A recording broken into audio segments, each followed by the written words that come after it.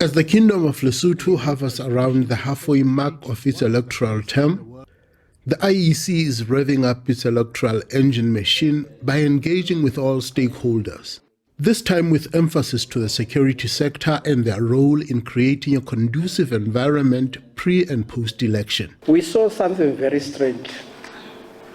You will realize that there were a number of people in those campaigns having guns, big guns, in a campaigning.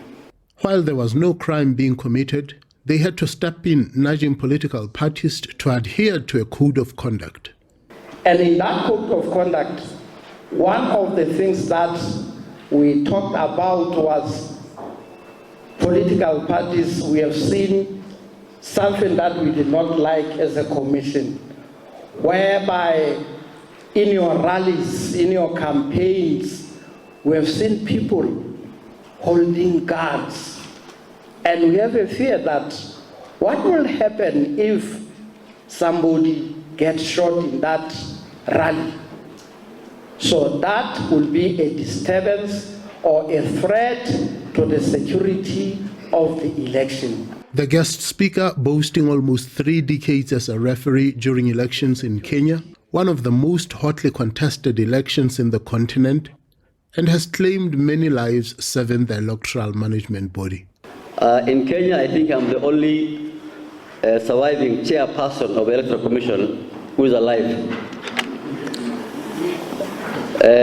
In 2013, we lost our former chairman, Samuel Kivitu.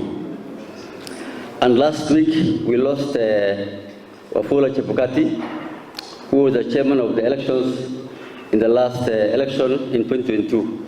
He also narrates how far the groupings intending to install fear will go to tarnish credibility of elections. And 7 policemen were killed, including the inspector who was in charge of that unit. And also the deputy returning officer was killed. And they were killed using machetes, not bullets. It was machetes and pangas. Really, their body was cut up. Now, at 3:34 a.m., the Joint Operation Command received the information that this has happened. We had the threat assessment from the intelligence that this is an area you have to look, and we thought we had prepared ourselves properly. But this happened, and we had now on our hand a very serious problem.